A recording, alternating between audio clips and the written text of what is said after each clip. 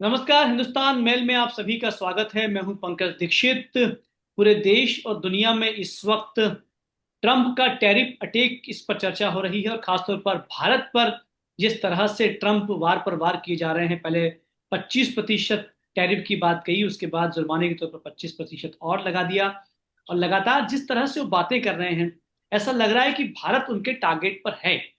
बहरहाल, लेकिन क्या भारत पर इसका असर होगा, वो सकारात्मक होगा, नकारात्मक होगा? क्या इस अटैक के कारण हमारा जो आत्मनिर्भर भारत है वो और मजबूत होगा? कई बार ये होता है कि जो विपरीत परिस्थितियां होती हैं वो अवसर की तरह होती हैं, तो क्या भारत इसे अवसर की तरह ले पाएगा? बहुत सारे सवाल हैं जिन पर बात करना लाजमी है। इस वक्त इस पर बातचीत करने के लिए हमारे साथ में मौजूद हैं प्रोफेसर संजीव वैद्य जी। आप प्रोफेसर हैं और अंतर्राष्ट्रीय मामलों की जानकार भी हैं। सर, बहुत स्वागत करते हैं हम आपका। जी। हमारे साथ में thank you Pankaj ji. Doctor Ajay Jain साहब हैं, जो research foundation of India RFI के इंटरनेशनल कन्वीनर हैं। जैन साहब, आपका भी बहुत स्वागत करते हैं। और हमारे साथ में मौजूद हैं कर्नल संजय सिंह तोमर, जो खासतौर पर अंतर्राष्ट्रीय मामलों पर अपनी विशेषज्ञता रखते हैं और राय भी जाहिर करते हैं और बहुत एग्रेसिवली बात करते हैं। सर, शुरुआत में हम आपसे ही जय हिंद। कहना चाहते हैं कर्नल साहब, ये जो ट्रंप महोदय हैं, ये आखिर भारत के पीछे क्यों पड़े हैं? पहले 25%, उसके बाद में जुर्माने के तौर पर 50%, कल से 25% और लगा देंगे। चाइना, जो जिसका दुश्मन कहा जाता है अमेरिका का, उस पर 19% लगाते हैं और हम पर 50% थोप रहे हैं। इसके पीछे कारण क्या मानते हैं आप? बिल्कुल, देखिए, मैं समझाना चाहूंगा कि कहीं ना कहीं कुछ गलती हो गई है। जी। और एक पिक्चर आई थी अग्निपथ, जी हाँ। जिसमें डैनी सर ने अमिताभ को बोला था कि मैं केवल ताकतवर लोगों से दोस्ती करता हूं तो मेरी ताकत बढ़ जाती है। अगर मैं कमजोर लोगों से दोस्ती करूंगा तो मेरी ताकत कमजोर हो जाएगी। हम्म। और मुझे लगता है कि कहीं अमेरिका जो है वो इंडिया से नाराज इसलिए है क्योंकि इंडिया ब्रिक्स का पार्ट है। दैट जी। Is Brazil, Russia, India, China का एक पार्ट है। जी। और ये जो कंट्रीज हैं, इन्होंने मिलकर बोला कि हम अपनी एक करेंसी बनाएंगे जी। और उसी में हम ट्रेड करेंगे। जी हाँ। और अगर ब्रिक्स कंट्री करेंसी बनाती है तो वो एक अमेरिका के डॉलर के लिए डायरेक्ट थ्रेट है। यू सी, उससे अमेरिका जी। कमजोर होता है। जी। और ये बात बिल्कुल जो है, ट्रंप को ये नामंजूर है। और उन्होंने कभी सोचा भी नहीं था कि इंडिया ब्रिक्स का पार्ट बनेगा। जी। जी। तो जी। मेरे को लगता है कि ये जो इंडिया जो ब्रिक्स का पार्ट बना और जो करेंसी इन्होंने बोला कि हम अलग से अपनी एक करेंसी बनाएंगे, जी। इससे अमेरिका नाराज हो गया है। जी। और आप सोचिए, एक ताकतवर आदमी जो कि एक इकोनॉमिक पावर है, एक मिलिट्री पावर है, और जो कि एक टेक्नोलॉजिकल पावर है। जी। अगर हम अपने मेडिकल इक्विपमेंट की बात करें, जी हाँ। अगर अमेरिका और यूरोप से हमारा मेडिकल इक्विपमेंट आना बंद हो जाए तो मैं समझता हूं हमारे सारे हॉस्पिटल्स बंद हो जाएंगे। जी। तो ये सब चीजें हमको समझना है। तो अमेरिका कहीं ना कहीं नाराज हो गया। और फिर रशिया यूक्रेन का वॉर चला। और जब अमेरिका ने बोला कि रशिया को बाइकआउट करो, तो हम, जो रशिया का क्रूड कोई खरीद नहीं रहा था, वो हमने खरीद। हमने वो क्रूड खरीदा। यू बिल्कुल। सी, वो क्रूड हमने रखा। और उससे उनको 30-40 बिलियन डॉलर रुपए उन्होंने कमाया। और जी। वो पैसा फिर वो यूक्रेन के अगेंस्ट में उन्होंने यूज किया।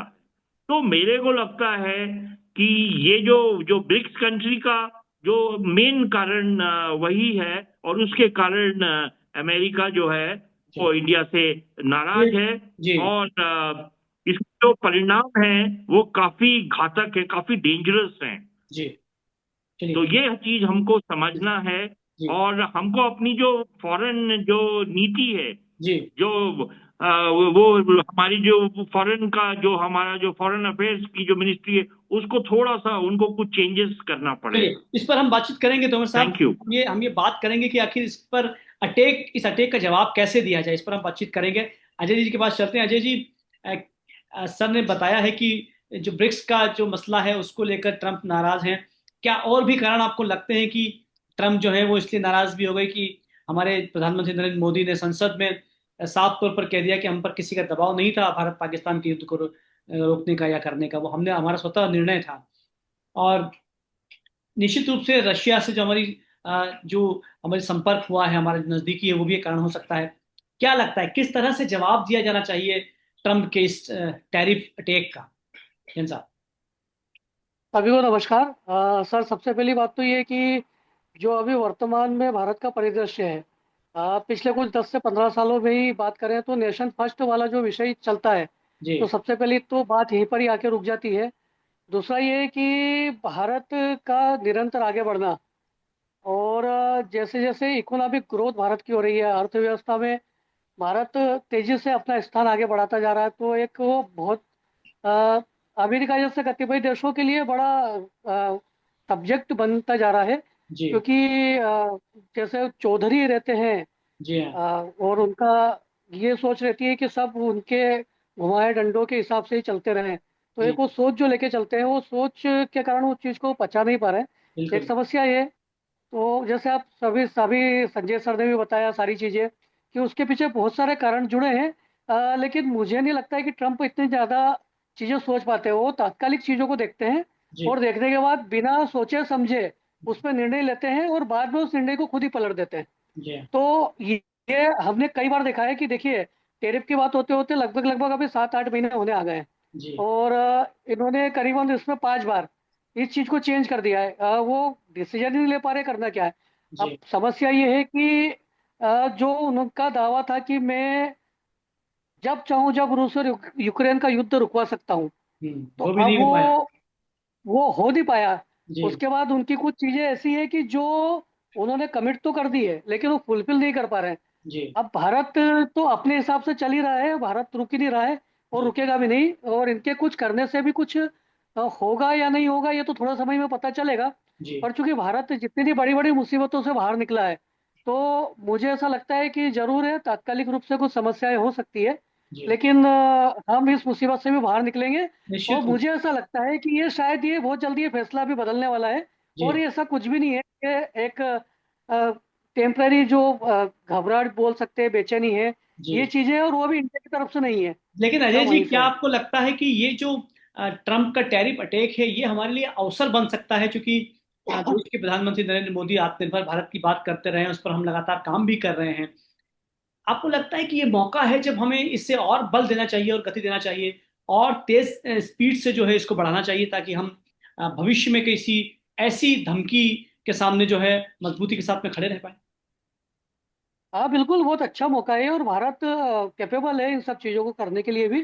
जरूर थोड़ी मुसीबतें होगी हमें, लेकिन मुझे ऐसा लगता है कि ये भी सेटल होगा। जैसे हमने बहुत सारी चीज़ों को अभी तक सेटल किया है और जी। हम पूरी तरह से उसको उस पर हमने विजय लिए, तो मुझे लगता है कि अ, ये पूरे विश्व के परिदृश्य को यदि देखते हैं, तो सबसे ज़्यादा जो डील्स होती है जो भारत के साथ में होती है, तो अब ये डिपेंड करता है प्रोडक्ट टू प्रोडक्ट कि क्या हमारी नीड ज़्यादा है और उनकी नीड क्या है। ये वेरिएशन और ये सारे एनालिसिस कुछ समय में हो जाएंगे, जी। तो हमें रास्ता मिलेगा। और रास्ता जो इस बार मिलेगा वो परमानेंट मिलेगा, तो ये चीज़ हमेशा के लिए खत्म होगी, मुझे ऐसा लगता है। जी, निश्चित रूप से जैसे रास्ता कि हम। बहुत सारी चीजें पहले हमेशा के लिए खत्म हो चुकी है, जी। जो सोचा जाता था कि ये तो कभी संभव ही नहीं है, वो हुआ हो है। नहीं पाएगा, लेकिन हुआ है। और हमने हमारे जीवन में देखा भी है, जी। शायद हम लकी हैं। जी। और एक महामारी भी बिल्कुल जरूर सही, अच्छी देखी तो बात हम कर। उस चीज के लिए दुखी भी हैं। जी। बट मुझे लगता है कि ये मौका है। जी, अच्छी बात आप कह रहे हैं। संजीव जी के पास आते हैं। संजीव जी, चूंकि आप अंतर्राष्ट्रीय मामलों के जानकार भी हैं और ये तो आप बच्चों को पढ़ाते भी रहे हैं, विदेश नीतियां, इस पूरे मामलात को, पहले 25% टैरिफ, फिर उसके बाद में 50% टैरिफ, फिर ये कहना कि आप सोवियत संघ से तेल ले रहे हैं, आप हथियार ले रहे हैं, तो हम आप पे जुर्माना करेंगे, इसको आप किस रूप में, समग्र रूप से देखते हैं? ये हमारे कितना हित में हो सकता है, या वाकई इससे कोई हमको परेशानी हो सकती है? जी पंकज जी, मैं बिल्कुल सहमत हूँ कि आपदा आई है, लेकिन भारत की जो सरकारें हैं, किसी भी राजनीतिक दल की सरकार हो, जी। हम आपदा में अवसर तलाश ही लेते हैं। जी हाँ। आपको याद होगा, एक वक्त था 1960 के दशक में, जी हाँ। अमेरिका ने भारत को गेहूं भेजना बंद कर दिया था। तो बिल्कुल। हमने उसका सामना हरित क्रांति के रूप में किया। जी। 1991 में विदेशी मुद्रा भंडार का संकट सामने आया। जी। आईएमएफ और वर्ल्ड बैंक ने अमेरिका के इशारे पर हमें कर्ज देना बंद कर दिया। तो जी। हमने डॉक्टर मनमोहन सिंह जी के नेतृत्व में उदारीकरण को गति प्रदान की। बिल्कुल। अब ये तीसरा एक और अवसर आया है जहां पर डोनाल्ड ट्रंप ने हमारे सामने डियर फ्रेंड ट्रंप ने हमारे सामने एक मुसीबत पैदा की है। तो निस्संदेह ये भी एक ऐसी आपदा है जिसमें हम अवसर तलाशी लेंगे। तो बिल्कुल ये आपदा में अवसर खोजने का मौका है, जी बशर्ते कि हमें इसके लिए कुछ कार्य करना पड़ेंगे। सबसे पहले हमें आत्मनिर्भर बनना होगा। जी नंबर 2, हमें क्वालिटी प्रोडक्ट बनाने होंगे ताकि दुनिया उनको स्वीकार कर सके। जी तो क्वालिटी प्रोडक्ट के साथ साथ हमें स्वदेशी पर स्वदेशी को बढ़ावा देना पड़ेगा, आत्मनिर्भरता को बढ़ावा देना पड़ेगा। हमें अपने विदेशी प्रोडक्ट के लिए, विदेशी कंपनी के लिए बाजारों को और सहज और सरल बनाना पड़ेगा। तो निस्संदेह यह वह अवसर है जब हम आपदा में अवसर को तलाश लेंगे और इस मुसीबत से आगे निकल जाएंगे। डियर फ्रेंड ट्रंप अब टैरिफ की दरें कम करें या ना करें, हमें अपने रास्ते स्वयं तलाशने होंगे। और यही एक मौका है जब हम अपना मूल्यांकन करके, आत्ममंथन करके एक नए रास्ते और उन्नत भारत के स्वप्न को साकार कर सकते हैं। जी और जहां तक रूस से दोस्ती हमारी, रूस से दोस्ती आज की नहीं है, पंडित नेहरू के जमाने की दोस्ती है। तो बिल्कुल रूस से दोस्ती हमारी हमेशा कायम रहेगी। तेल आयात की बात है तो हमें इस मामले में भी आगे बढ़ना पड़ेगा और कहीं ना कहीं अमेरिका की इस चुनौती का जवाब देने के लिए हमें अपने आप को सक्षम बनाना होगा। बहुत अच्छी बात संजीव जी, बहुत अच्छी बात आपने कही और समग्र रूप से बात कही आपने, इतिहास को लेते हुए बात कही कि पहले भी ऐसे मौके आए हैं जब ऐसी परिस्थितियां हुई हैं और हमेशा आगे बढ़े हैं हम। संजय सर, आपसे बात करना चाहूंगा कि चूंकि आप तो आर्मी में रहे हैं और आपने बहुत नजदीक से इन सारे रिश्तों को देखा है, सीमाओं पर भी तनाव देखे हैं और सुलझते हुए भी देखा है। ये जो अटैक है टैरिफ का, इसका काउंटर अटैक क्या हो सकता है? हम कैसे इस पर इसका अटैक इस वक्त करें? ठीक है, दूरगामी तो हमारी हमारी योजनाएं हैं ही सही, लेकिन इस वक्त कैसे अटैक किया जाए? देखिए, सबसे पहले तो हमको ये समझना है कि ये जो टैरिफ, ये एक इकोनॉमिक वॉर है। वॉर है, you see, it is a war. निश्चित रूप से। और वो अमेरिका इंडिया के साथ वॉर कर रहा है, और अमेरिका एक इकोनॉमिक पावर है और वर्ल्ड पावर है, और उस गद्दी में ट्रंप बैठे हुए हैं जिनके हाथ में उस्तरा है।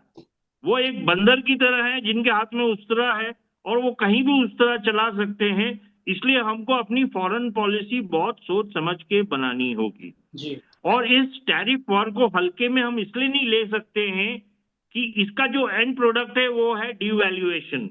जी आपको अपनी करेंसी को डिवैल्यू करना पड़ेगा। और जी सपोज करिए आपने अपनी करेंसी 20% डिवैल्यू कर दी ताकि आप एक्सपोर्ट कर सकें। अगर आपने करेंसी को 20% डिवैल्यू कर दिया, इसका मतलब हमारी जो जीडीपी ग्रोथ है वो 20% वाइप आउट हो जाएगी और बिल्कुल पूरे देश में हाहाकार मच जाएगा। There will be a revolution. तो जी ये बात लोगों को समझना है। लेकिन आपने अभी सवाल किया है कि इसको कैसे काउंटर करना है, तो इसको काउंटर करेंगे कर्नल संजय सिंह तोमर। ये मेरा काम है जी कि इस अटैक को हम कैसे काउंटर करेंगे। जी तो मैं फौजी आदमी हूं, लेकिन मैं आज इकोनॉमिस्ट वाली बातें करूंगा। जी जी किसी इसको काउंटर करने के लिए मैंने 3 मंत्र दिए थे। जी सबसे पहले तो हमको अपना फंडामेंटल स्ट्रांग करने होंगे। जी demonetisation up to 100 rupee note. अगर आप जैसे ही डीमोनिटाइजेशन करेंगे तो करप्शन 0 हो जाएगा। आज हर आदमी घूस लेके काम कर रहा है। जी कहने का मतलब है कि आप अपना जो व्हाइट मनी है वो ब्लैक कर रहे हैं। और मोटा मोटा मैं ये बता दूंगा कि हमारी 40% जो इकोनॉमी है वो ब्लैक है। जी नंबर 1। नंबर दूसरा, मैंने बोला था कि पाकिस्तान के ऊपर अटैक करो, पाकिस्तान आर्मी के ऊपर अटैक करो, और हमने सीज फायर किया। जी मैं देश हित में बातें कर रहा हूं। और तीसरा, मैंने बोला था कि नार्को पॉलीग्राफ टेस्ट को कोर्ट्स में एडमिसिबल करो ताकि क्राइम एक ही दिन में खत्म हो जाए, जी ताकि केस लंबा नहीं चढ़े। जैसे फाइनेंशियल केसेस होते हैं वो 10-10, 20-20 साल चलते हैं। अगर आपने नार्को पॉलीग्राफ टेस्ट को एडमिसिबल कर दिया तो एक ही दिन में जजमेंट आ जाएगा, और वो जो पैसा है, हजारों करोड़ रुपए, वो वो पैसा गवर्नमेंट की बचेगा। ट्रेजरी में जी आएंगे। जी यू सी, तो ये जो 3 जो ये मैंने मंत्र दिए थे, तो इनको हमको इम्प्लीमेंट करना पड़ेगा। यू सी, और अदरवाइज हमें हमें फाइट करना बहुत मुश्किल होगा। मुश्किल हो यू सी, और चौथा जो पॉइंट है, हमारा जो एक्सपोर्ट है वो 10 है और जो इंपोर्ट है वो 20 है। जी यू सी, तो हमें अपनी जो हमें एक मैन्युफैक्चरिंग हब भी बनना पड़ेगा। उसके लिए हम लोगों को बहुत मेहनत करनी पड़ेगी। और अगर आप सोचिए, अगर पाकिस्तान का हमको खात्मा करना पड़ेगा, बहुत जी जरूरी है। अगर पाकिस्तान का हम खात्मा करते हैं तो हमको पीओके मिल जाएगा and we will become the third largest economy. और पाकिस्तान के अगर हम 4 टुकड़े कर देते हैं तो हम पाकिस्तान को एक्सपोर्ट कर सकते हैं। तो हमारे ऊपर ये जो टैरिफ वॉर है इसका असर नहीं होगा। लेकिन बहुत ऐसा अच्छे। कुछ हुआ ही नहीं है। जी जी जी, देश हित में हमने ऐसा कुछ भी नहीं किया है। बहुत जो बहुत मैंने अच्छी 3 तरह पॉइंट से दिए आपने। थे, डीमोनिटाइजेशन, जी attack on Pakistan, narco polygraph test और पाकिस्तान का खात्मा, ये हमने नहीं किया। जी जी जी। इसको सर काउंटर खात्मा, करने का बस यही सर तरीका है। खात्मा, जब भी हम खात्मा कहते हैं और जब तब जबकि कोई आर्मी का व्यक्ति कहता है तो उसका एक अलग अर्थ निकाला जाता है। खात्मे का मतलब आपका क्या क्या कहना चाहते हैं, उससे स्पष्ट आप करें, कैसे खात्मा डिस्ट्रक्शन ऑफ होता है? पाकिस्तान, पाकिस्तान को नक्शे से हटाना पड़ेगा। तभी तो मैंने बोला था कि पाकिस्तान के जो मिलिट्री टारगेट्स हैं, जो उनके 20 जो टारगेट्स हैं, उनके ऊपर 2000 ब्रह्मोस मिसाइल फायर करो, लेकिन सर, पाकिस्तान को सर खत्म करो, तो ये सवाल, पीओके वापस मिल जाएगा। सर ये सवाल हमेशा उठता है और जब ये बात कही जाती है किसी आर्मी सैनिक के द्वारा, तभी सवाल उठता है कि ये समय बम का नहीं है, बाजार का समय। जैसा आपने भी कहा कि ये वॉर है, ये इस वक्त बाजार का समय है। क्या वाकई ये समय इस ढंग का है कि हम किसी किसी को नक्शे से खत्म कर दें, इसकी बजाय कि हम उसे आर्थिक रूप से तोड़ने की कोशिश करें, जो अमेरिका कर रहा है? बिल्कुल, वो करना ही पड़ेगा। ये तो इकोनॉमिक और जी मिलिट्री वॉर है। जी किसी ये हमको समझना होगा। जी अगर आप देखिए, अगर आप पाकिस्तान को डिस्ट्रॉय कर देते हैं और आपके पास पीओके आ जाता है और पाकिस्तान के 4 हिस्से आप कर देते हैं, तो जी आपका जो जीडीपी है वो 10% ग्रो कर जाएगा। यूसी तो जी, हमारे ऊपर ये जो अच्छी टैरिफ बात है। वॉर है जी, इसका असर नहीं होगा। चलिए। यूसी, और जी हमको करप्शन हटाना है, डिमोनिटाइजेशन करना है, up to 100 rupee note. You see, ये सब काम चलिए। हमको करना है, जो कि नहीं हो रहा है। ये मैं नहीं, देश हित में बातें कर रहा आप हूँ। बहुत माइन्यूटली बात कर रहे हैं, अच्छी बात। आपका अजय जी के पास चलते हैं। अजय जी, एक अलग तरह का सवाल मैं पूछता हूँ कि इस वक्त जो लग रहा है पूरा देश और दुनिया जिस ढंग से देख रही है, क्या आपको लगता है कि देश के प्रधानमंत्री नरेंद्र मोदी जो हर फ्रंट पे खड़े हुए दिखाई देते हैं और ये कोशिश उनकी रहती है कि हर वक्त ये बताएं कि वो विजेता हैं, क्या इस वक्त लग रहा है कि नरेंद्र मोदी जी कहीं फंसे हुए दिखाई दे रहे हैं? कहीं लगता है कि कमजोर पड़ सकते हैं? सर ऐसा तो मुझे नहीं लग रहा है, नहीं, क्योंकि क्योंकि जो क्योंकि फॉरेन पॉलिसी जिस राहुल गांधी का ट्वीट आज ही आया है कि नरेंद्र मोदी चुप बैठे हुए हैं, क्योंकि एक तरफ जो है अडानी का केस वहां चल रहा है अमेरिका में। अगर यहाँ कुछ करते हैं तो अडानी पर वो जो है नकेल कर सकते मोदी जी राहुल गांधी को जवाब वैसे भी कहाँ देते हैं, हैं। जी वो उचित जगह समझते नहीं है ना। जी एक विषय ये भी है। जी और दूसरा फिर जो फॉरेन पॉलिसीज है, जो इतने सालों से उन्होंने डेवलप की है, वो फॉरेन पॉलिसी को भुनाने का वक्त भी तो आया है। आज जो उन्होंने रिलेशन बनाए हैं और जिस बेस पे वो खड़े हैं, और जितनी कनेक्टिविटी हमारी दुनिया के साथ में जुड़ी है, जी तो मुझे नहीं लगता है कि ये बहुत बड़ी प्रॉब्लम है, तात्कालिक है। लेकिन जैसे अभी संजय सर ने बताया, संजीव सर ने बताया, कुछ चीज़ों को इम्प्लीमेंट करना तो जरूरी है।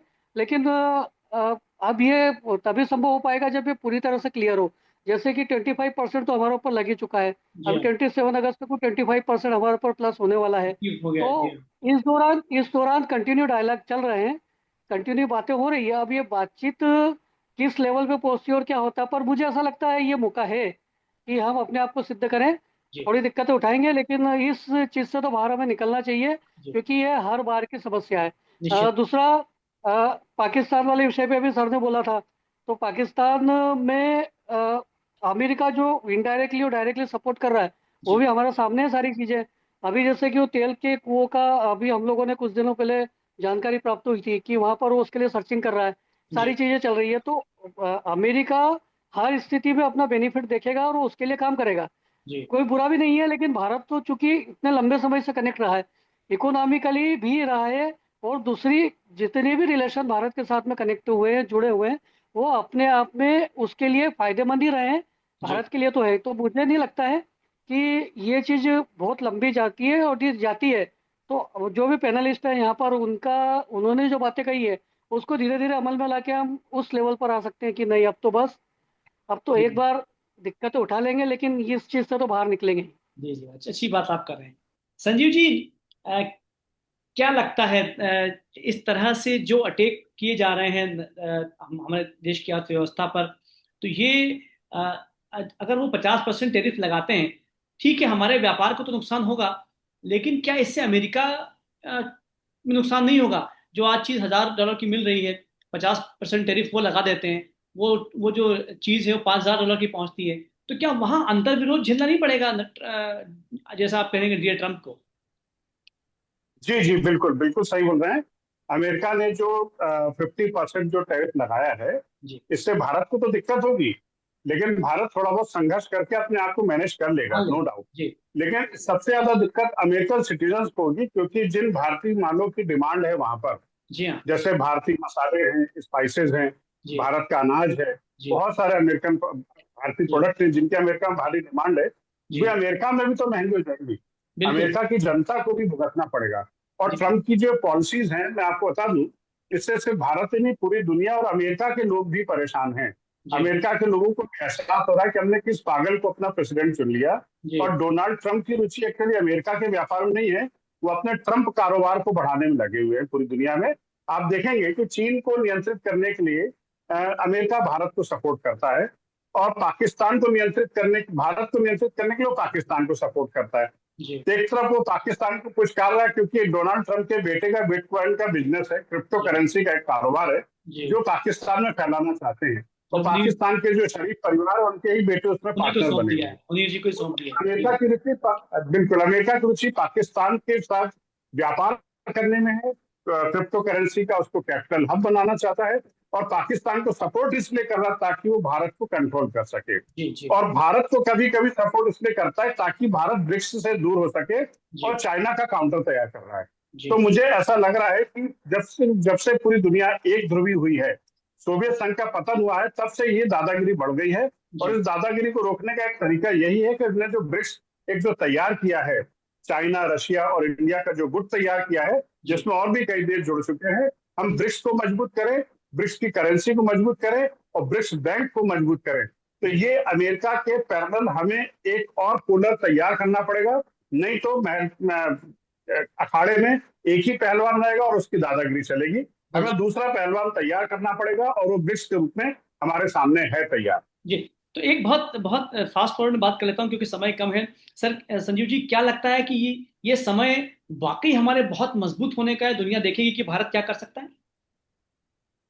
जी बिल्कुल बिल्कुल, मैं मौका दे रहा है, विश्व राजनीति में हमें अवसर मिला है, आपदा में अवसर की तलाश का है। इस जी। वक्त अगर हमने अपने आप को मजबूत कर लिया, तो आने वाले समय में अमेरिका हमसे मदद मांगेगा। जी। अमेरिका की दादागिरी को हम नियंत्रित कर सकते हैं। हमें अपने आप को मजबूत बनाना पड़ेगा, अपने पैरों पे खड़ा होना पड़ेगा, आत्मनिर्भर भारत का निर्माण करना पड़ेगा। अच्छी बात। यही वो अवसर मिला है हमें। बिल्कुल। तो आपदा में अवसर की तलाश है जी। साबिर।